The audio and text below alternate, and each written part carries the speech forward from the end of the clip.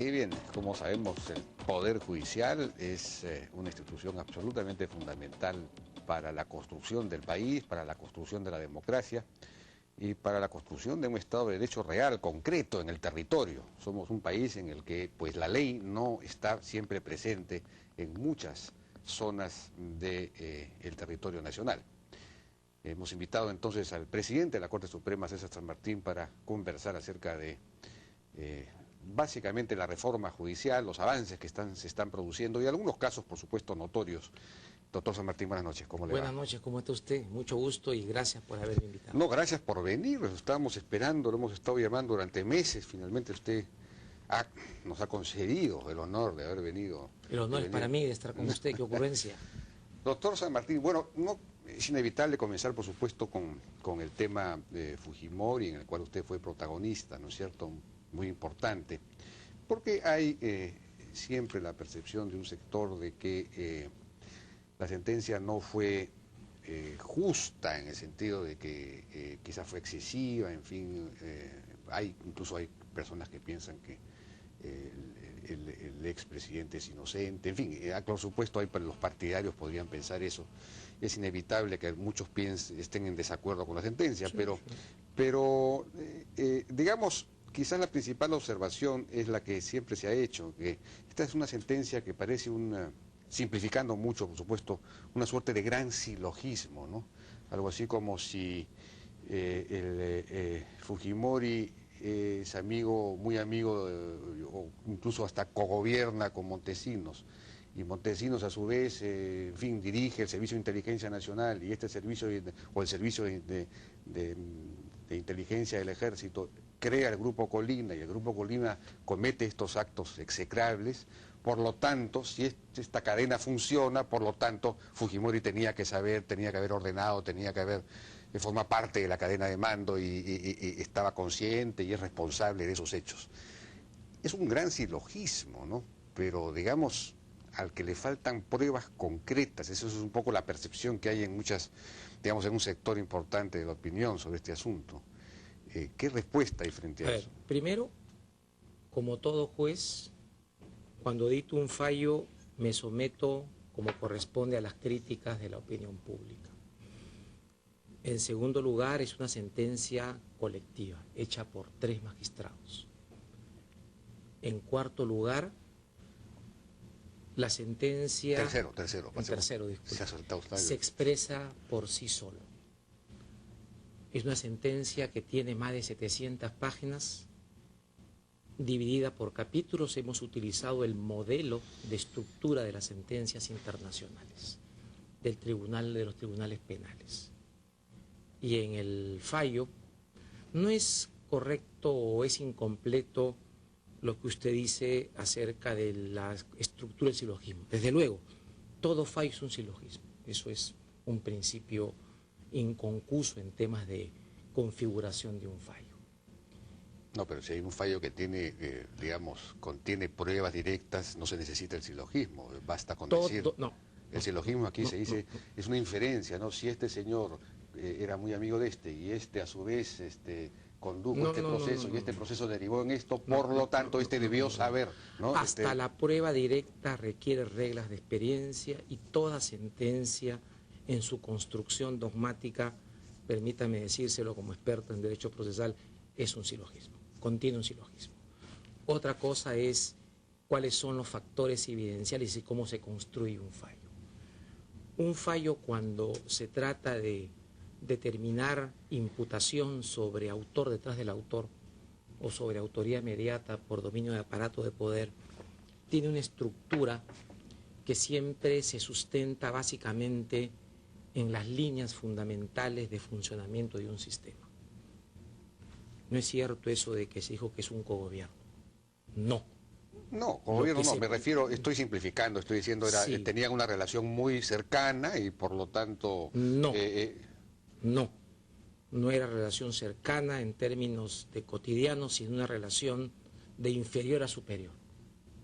Bueno, eso está establecido y así lo hemos declarado y hemos especificado todos los argumentos y todas las evidencias que partían de un mecanismo fundamental de cómo se estructuró el ejercicio de poder y luego cómo se fue organizando el Estado durante ese periodo y cómo se establecía la relación de órdenes y las relaciones de mecanismos de cómo se arbitraban los hechos. Eso es una... a ver. Pues peor, bueno, claro, si el presidente es el jefe de la Fuerza Armada y Montesinos está debajo de él y de la cadena, si la cadena existe, entonces por lo tanto él debió saber, digamos, pero es, digamos, la idea es privar de su libertad a una persona por 25 años es una decisión muy grave, digamos, para sustentarla en pruebas indirectas. Perdón, digamos, la prueba indirecta, hasta pena de muerte se sustenta. En un silogismo de esta naturaleza. No. Dogmáticamente, legalmente, el juicio de responsabilidad se formula por prueba directa o por prueba indirecta o mixta, y la conclusión, una vez declarada desde la perspectiva de un tribunal que un hecho está probado, la consecuencia jurídica es puntual. Entonces ahí hay un tema que hay que esclarecer y lo hemos dicho reiteradamente. Es muy difícil para mí explicar 700 páginas y sobre todo hay un capítulo que se dio lectura en el cual resumíamos todo y hemos hecho una historia, porque así se trabaja cuando se imputa cargos a un jefe de Estado. No es porque como siendo presidente debió saber, no, momentito.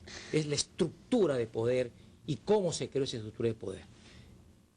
Y eso lo decimos con toda claridad. Se lo digo porque en lo que, digamos, sí fue visible es la manera como Fujimori, el expresidente Fujimori, condujo la estrategia de lucha contra la subversión que finalmente derrotó a Sendero Luminoso.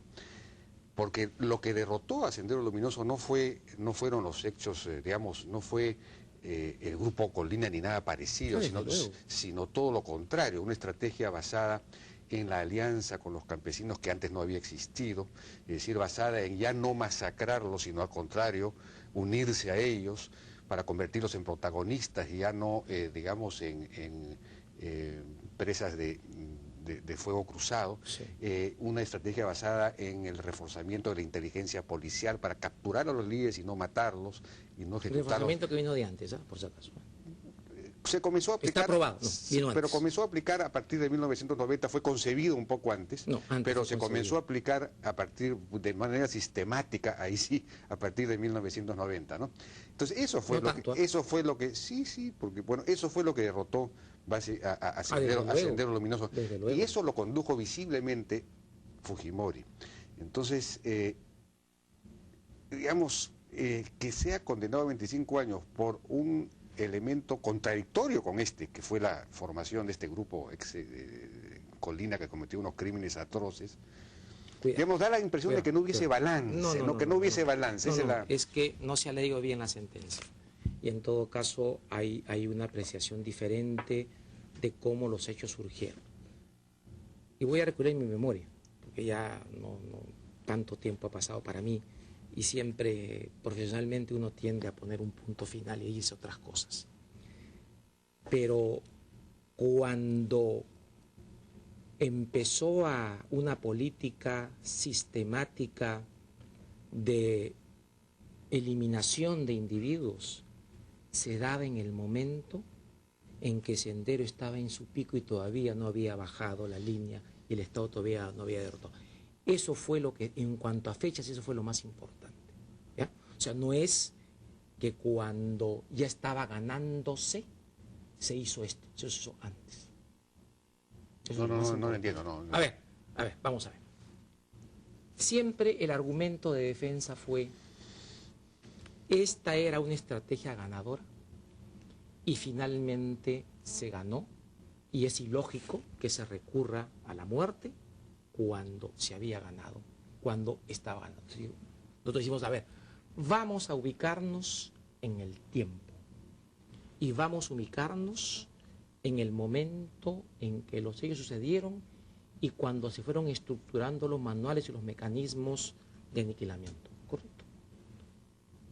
Porque también es cierto de que durante su periodo hubo menos muertos, Claro. pero fue más selectivo. También Pero, está digamos, probado. Pero espérense, vamos al punto porque quiero quedar bien en esto, y ahí fue un trabajo muy fino que hizo Víctor Prado y Hugo, que entraron mucho a ver ese ámbito del periodo histórico. Porque incluso ya se hablaba en ese momento, en plenas matanzas, que inclusive había una suerte de paridad estratégica, ¿no es cierto? Después se dijo claro. ya vencido. ¿Y cuándo Claro. ocurrieron estos hechos? Antes. Ya, Entonces, no, pero ese cuento no, pero no yo es no me correcto. refiero a eso, sino al hecho de que la estrategia que se desarrolló claramente a partir de 1990 fue una estrategia de alianza con la población, de fortalecimiento de la DINCOTE, se le dio más de $1 millón para que pudiera pasar de un nivel artesanal a un nivel prácticamente industrial, etcétera, etcétera. Eso fue lo que derrotó a Sendero. Todo eso lo En eso manejó, estamos de acuerdo. todo eso fue lo que manejó directamente Fujimori. Lo otro, este grupo asesino, digamos, no tuvo ninguna repercusión real en el curso de los hechos, ¿no es cierto? Fue una cosa... Y entonces, digamos, A ver, si uno perdón, considera todo perdón. en su conjunto, da la impresión de que la sentencia resulta injusta, ¿no? Porque es decir, no valora lo esencial, que es que finalmente fue derrotado Sendero con una estrategia esencialmente Ahora, respetuosa claro. de los derechos humanos, porque se basó en la alianza con la gente, en la estrategia policial, etcétera, ¿no? Es que esto no es un análisis politológico global. Una sentencia vio una porción de la historia, una porción del hecho. Y hemos historiado el tema y hemos ubicado en el tiempo. La sentencia no estudia todo el régimen, no tenía por qué hacerlo, no es su competencia. Ubica un periodo y establece, además hay una cosa: las políticas no son siempre todas blancas, todas negras y su uniforme, más aún en una dictadura, ¿no? Cuidado, cuidado. Entonces, eso es un tema que creo que debe de especificarse, pero en todo caso, Bueno, acuérdese usted que no solo hay un fallo de primera instancia, sino hay un fallo de segunda instancia. también, digamos, se ha criticado Y perdón, y esa crítica es de un sector muy minoritario, ¿va? En términos dogmáticos, es muy bueno, minoritario. Dogmáticamente eso, claro, pero digamos jurídicamente, en términos de justicia esencial, por decirlo así, es importante, ¿no? Porque condenar por por cometer delitos de lesa humanidad a un presidente que cambió el curso, civilizando en cierto sentido la guerra, porque de pasar de despreciar y masacrar campesinos a aliarse con ellos, en fin, hizo una estrategia mucho más inteligencia, mucho más, en fin, el balance final, digamos, debería considerarse, pero ya claro, usted me dice que eso, usted en un fallo se restringen al porque es tema el de hecho, las ¿no? acusaciones específicas. No soy historiador, No, bueno, pues, no es mi tema. pero finalmente aquí hay digamos, el otro tema... Hay muertos, ¿ah? Tengo que valorar yo. Por supuesto. Entonces, valoro. Hubo gran cantidad de muertos, pero Por digamos supuesto. hubo mucho... Otro tema que se ha señalado en relación a este caso es que ha sido efectivamente condenado por delitos de lesa humanidad, cuando eso es algo que fue recién introducido a partir del año 2001, ¿no? Digamos, el acuerdo que el Perú firma, el Perú aprueba el Estatuto de Roma, digamos, recién el año 2001, ¿no? Y estos hechos ocurren antes y hay el famoso principio jurídico penal de que nula pena sine lege, es decir, no se puede condenar a alguien por un delito que no estaba tipificado, digamos, ¿no? Correcto. A ver, vamos a ver. En el derecho internacional penal las cosas son algo diferentes. ¿Ya? Esos Y hay- principios no valen. No. Diferentes en su intensidad. Y por lo demás, la jurisprudencia de la Corte Interamericana, que es obligatoria en términos de interpretación de derechos humanos, ha establecido el principio global de que los hechos se tienen que juzgar cuando afectan derechos humanos en su integridad y por consiguiente el tiempo está en función a circunstancias que trascienden el momento en que se cometieron. Y es más, y eso es algo que está clarísimo, con el Estatuto de Roma no empieza la calificación, culmina una etapa. Eso viene desde los momentos de la Segunda Guerra Mundial, desde todas las convenciones, todas las declaraciones, desde hasta la formación del Tribunal de Tokio, porque crea principios generales. Y eso, se lo digo a usted con toda claridad, la doctrina del derecho penal internacional en eso es unánime. Así que quien diga eso, sencillamente no conoce, no está informado debidamente de lo que pasa en el sistema y de los fallos que se han dictado en todo el mundo sobre el particular. Eso lo tengo clarísimo, así que para mí eso no es un tema jurídicamente cuestionable. Bueno, tenemos que ir a una pausa, si me permite. Habla mucho más con los nuevos planes Smart Total de Claro, que te traen más soles libres y minutos RPC para hablar, cientos de mensajes de texto y muchos megabytes de internet para que chatees con los que más quieres. Aprovecha y disfruta de estos nuevos planes. Claro, la red donde todo es posible. Vamos, Marcelito, súbete. No pasa nada, yo te agarro para abajo. Vamos, hijo. ¡Papá, ingresé! ¡Ingresé!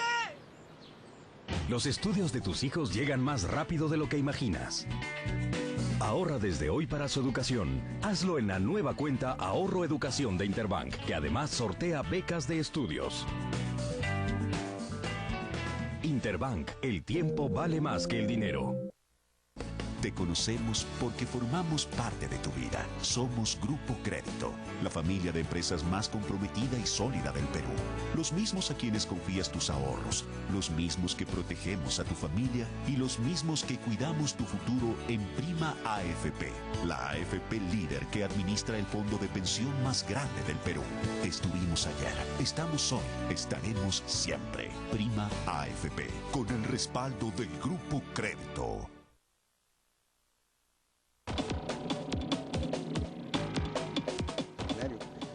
Bien, lo dice el doctor San Martín que a un juez se le pide que juzgue con derecho objetivo. Que aplique el derecho objetivo.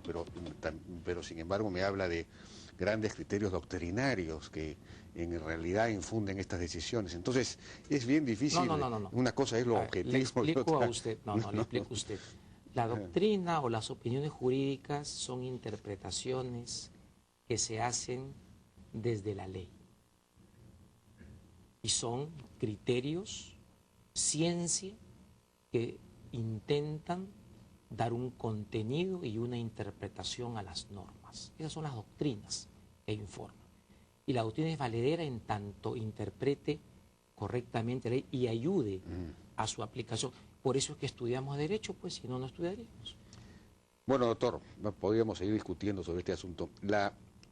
Pasemos a temas más específicos. Cecilia Chacón, la congresista, ha señalado que usted interfirió en el proceso que se le sigue, porque remitió a la sala en cuestión una carta enviada por el congresista Ribarachín, pidiendo que ella pues se le levante la inmunidad, que sea juzgada, en fin, no recuerdo exactamente qué cosa dice la carta. Y usted, ahora lo voy a acordar, porque acá tengo todo el expediente. Acá usted ha interferido al canalizar esto hacia esta... A ver, le puedo explicar, con hechos y documentos. Primer documento que llega a la presidencia dirigido a mí por un congresista de Escanseco, que me pide información. ¿Qué pasa con el caso de esta señora congresista que en el juicio que tuvo finalmente no se presentó al proceso, a las partes finales del juicio y por el cual no pudo ser comprendida en la sentencia? Comprendida, nada más. Me pide una información que estoy obligado a darla por mandato de la ley, ¿no es cierto? Bien, hago las preguntas y ¿qué es lo que me dice la Corte Superior de Lima? Nosotros hemos remitido en 2008 un cuaderno a la Corte Suprema pidiendo el levantamiento de la inmunidad de arresto. pregunto a la comisión de la Corte Suprema y ese cuaderno lo hemos remitido al Congreso. Eso le informo yo al congresista Díaz Canseco, el presidente del Congreso. ¿Por qué? Porque eso aparecía en nuestro sistema como causa pendiente. Y además porque el reglamento del Congreso establece que cuando hay un petitorio como este, el resultado se me debe ser comunicado oficialmente. Son las reglas. Muy bien. El 5 de diciembre, el señor presidente del Congreso me explica lo sucedido. ¿Qué me dice?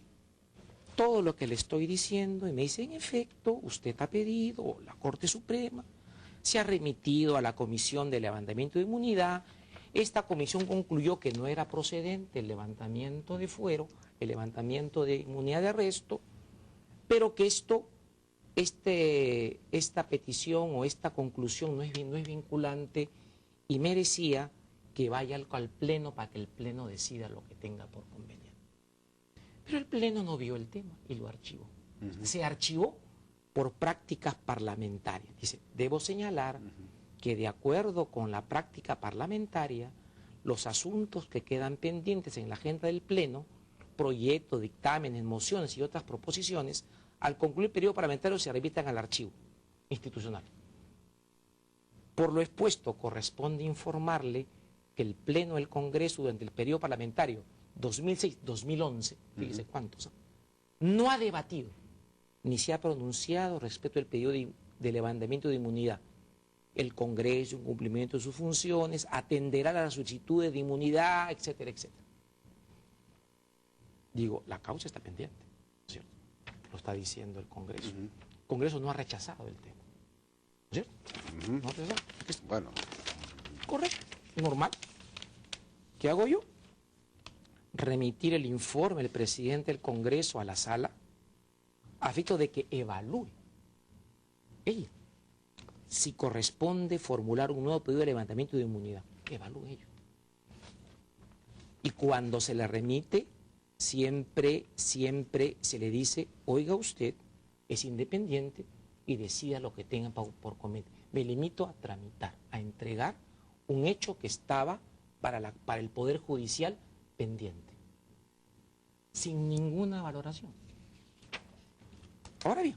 ¿Y la carta del señor Rimarachín? No es carta de Rimarachín. ¿Ah? Es un memorial que presentan varios pobladores de Cajamarca, con copia, dicen aquí, a Rimarachín y al señor Abugatas. Una moción, un pedido, un memorial, que dice: los abajo firmantes ciudadanos de Cajamarca, en atención al principio de igualdad, solicitamos que en calidad de presidente solicite a su homólogo, Abugatas, a fin de que se sirva a levantar la inmunidad de que goza la congresista Chacón, a efecto de que acuda a las citaciones judiciales de lectura. Suplicamos a usted tome mayor celo. ¿Qué va a hacer con esto? Entonces yo digo, como ya hay un expediente que está, yo digo, sencillamente, remítase el documento para los fines que estime pertinente. No digo nada. Y va el expediente y le insisto nuevamente a la jueza, oiga usted, su independencia y punto. En otra ocasión, siempre viene no moción, como han dicho, sino un pedido de 14 congresistas o más, entiendo yo, aunque no tengo claro, del Partido Nacionalista, que se dirigen a mí y me piden, oiga usted, por favor, tramite el tema y haga de que se dicte una sentencia contra ella.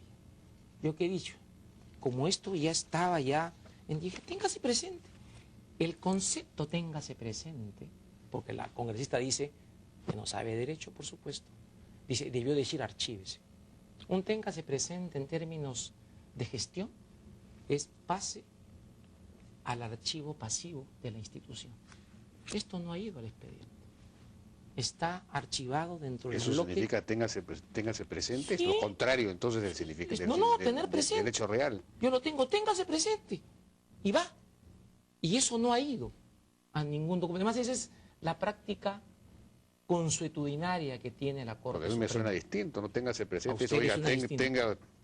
usted está diciendo a la, ¿Por quién? usted está ¿A quién? a la sala que No, encargada. no, porque no le mandé el documento, no tengo por qué mandarlo. ¿Entiende?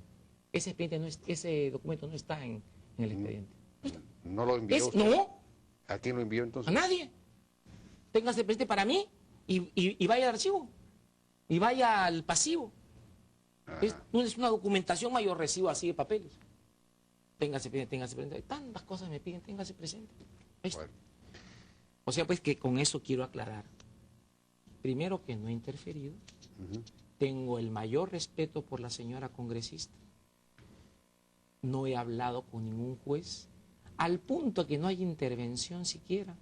El tribunal, la Corte Suprema, ha declarado fundada una recusación que ella ha interpuesto contra la jueza Inés Tello, Sí. y ha sido apartada del proceso. De acuerdo. Si hubiese querido intervenir, hubiese trabajado con fuerza para no lograr eso, pero mi línea no es esa. Muy bien, doctor. Vamos a Creo ir que a está aclarado, ¿no es cierto? Me Está. parece que sí. Bueno. Doctor San Martín, vamos a ir a una pausa y regresamos.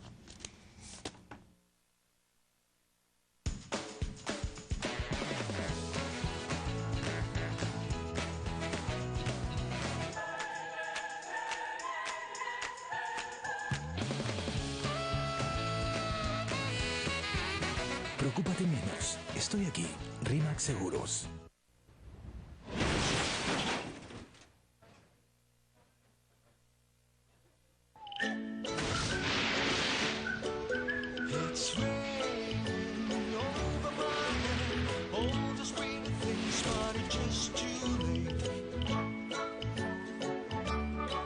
No esperes al fin del mundo para tener lo que quieres. Crédito efectivo BCP. 7 sueldos para lo que quieras hoy. Instrumentos musicales, preciosas miniaturas de los más bellos instrumentos para disfrutar de todos sus detalles y decorar tu hogar. Fascículo y guitarra clásica a solo 15 soles con 90.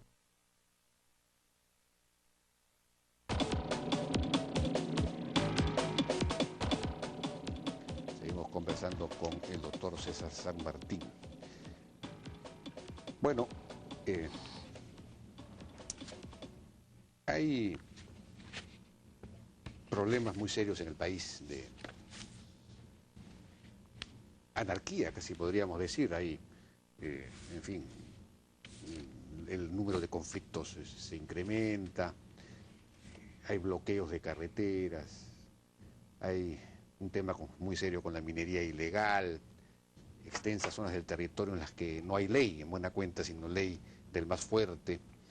Y eso significa que no está presente no solo el Estado, digamos, en términos de policía, tampoco está presente el Poder Judicial, o si lo está mediatizado. Los que bloquean no terminan siendo nunca procesados.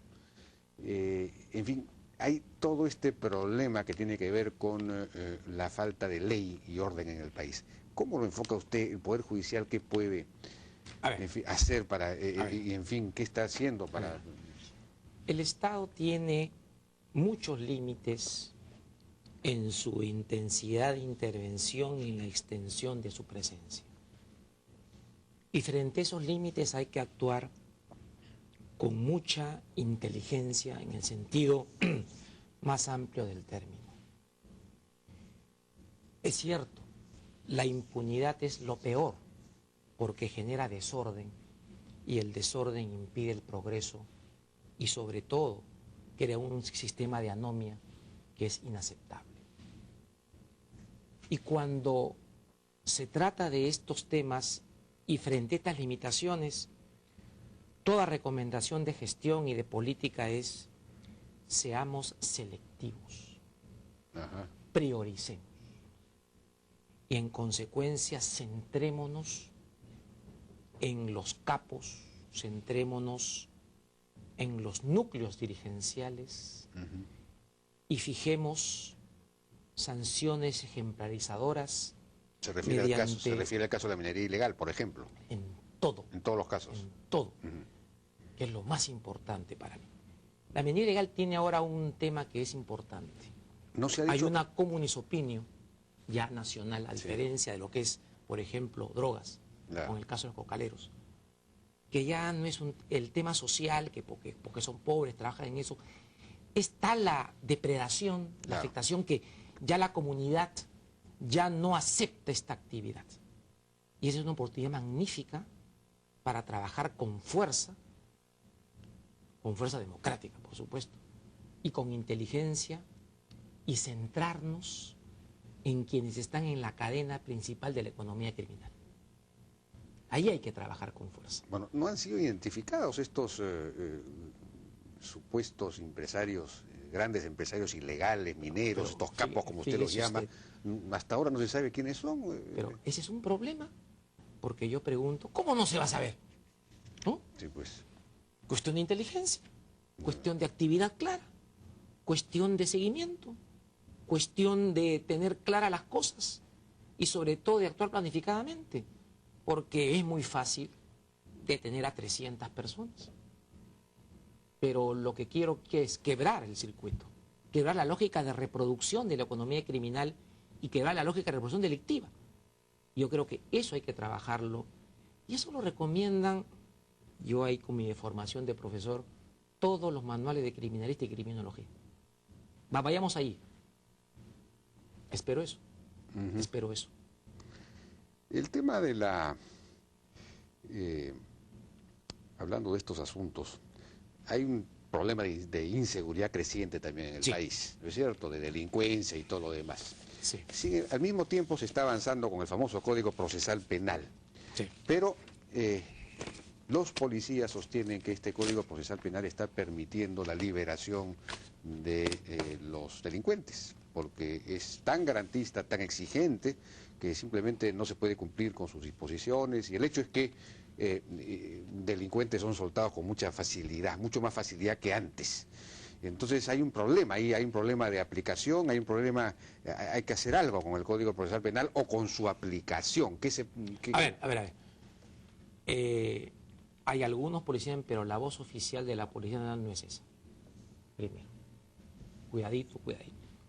No diga la policía en general, porque la posición oficial de la Dirección General y de las direcciones territoriales es diferente. Bueno, la posición oficial es distinta, ¿no? Pero digamos, usted habla con exministros del Interior, etcétera, todos le van a decir lo Qué mismo. valientes, ¿no? Antes decían que sí, ahora dicen que no. Qué valiente. Bueno, en fin, ya, es problema de ellos ya, cada uno es dueño de su miedo. Pero vayamos al tema, vayamos al tema de fondo. Que vayamos con estadísticas, pues, porque ese es el único mecanismo que tenemos para hablar del tema. Partimos de una idea también que tiene que ver con la ciencia que ha trabajado el punto. En el mundo, el promedio del sistema penal es de 100% de causas que ingresan, se judicializan el 13%.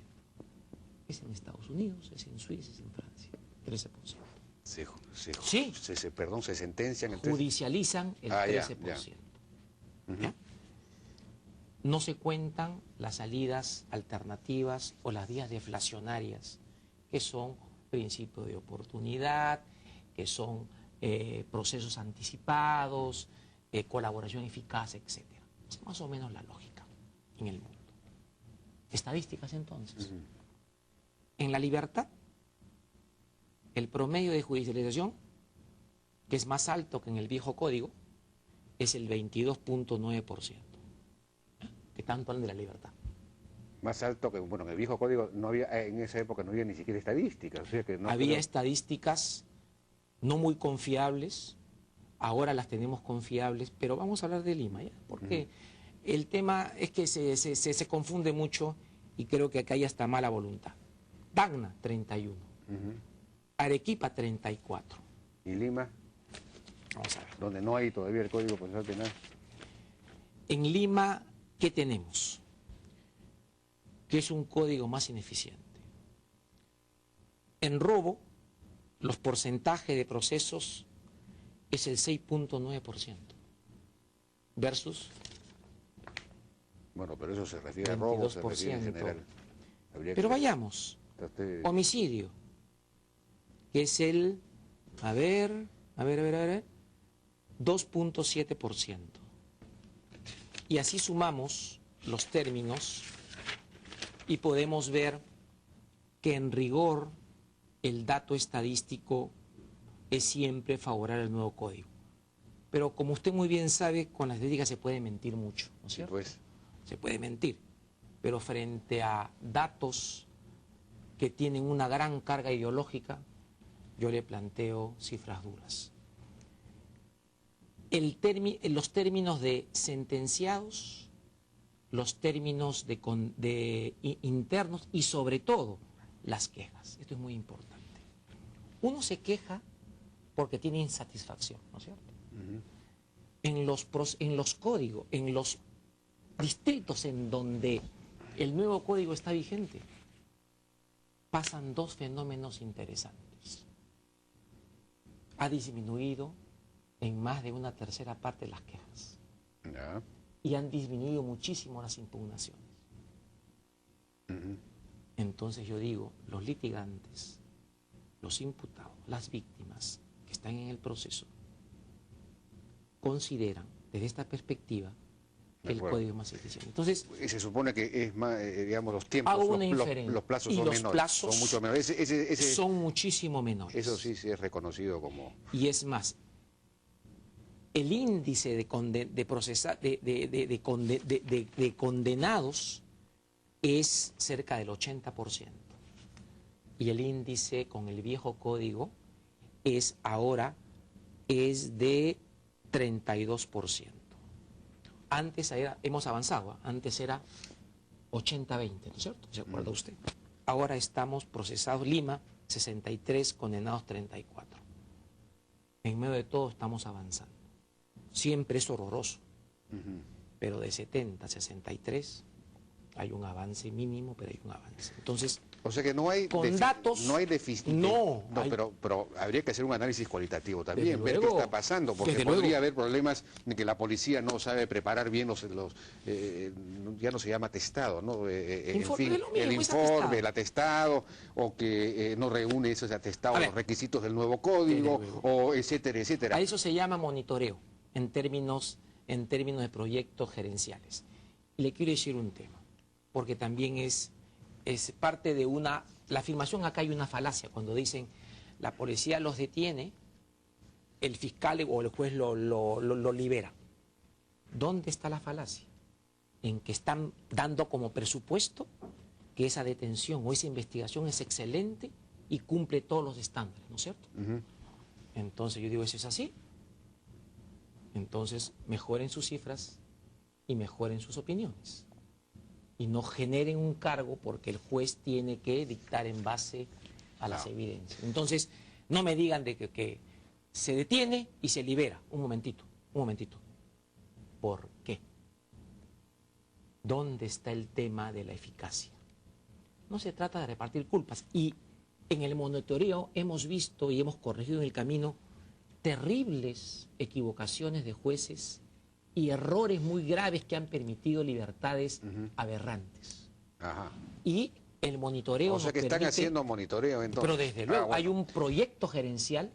Ahora tengo un gerente de operaciones dedicado a tiempo completo, bajo perspectivas gerenciales y ya no meramente jurídicas o de abogados, porque en estos temas los abogados están de más. Sí, pues. Este es un tema de gestión. Ya no tenemos tiempo, lamentablemente, pero hoy el gran tema pues es la corrupción, que es un tema general del país, pero en el Poder Judicial en particular también. Yo aquí entrevisté a Haris Mujica, que es un antropólogo que hizo un libro sobre la corrupción en el Poder Judicial, microredes de corrupción en el Poder Judicial. Yo sugería que ese libro debería ser simplificado porque está escrito de una manera un poco alambicada, y hacer talleres en el Poder Judicial para discutir ese libro, porque describe, le ha hecho una etnografía, se ha pasado 2 años haciendo trabajo de campo, he descrito todas las redes y cómo funciona el sistema de corrupción. Es un libro extraordinario, deberían estudiarlo, hacer talleres internos, pero en fin, rápidamente, ¿qué se está haciendo? 3 alternativas. Primero, en lo que es sistemas propiamente de control, hemos duplicado el presupuesto. En segundo lugar, hemos creado un mecanismo de capacitación especial para auditores judiciales. Tercero, estamos implementando la unidad de investigaciones especiales, porque acá hace falta inteligencia, sobre todo para las redes. Hemos presentado un proyecto de facultades extraordinarias para lograr intervención, para lograr medidas tratándose de redes, porque yo creo, y lo he dicho siempre, ya no se trata de un juez o de un individuo corrupto, se trata de una red. Y esto se enfrenta mediante lógicas de investigación distintas.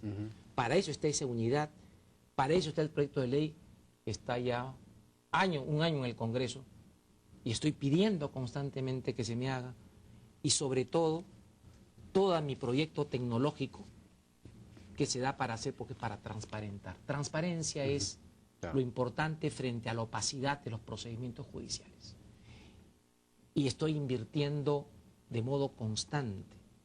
El que más se ha invertido en producción, y además otra cosa más que es importante.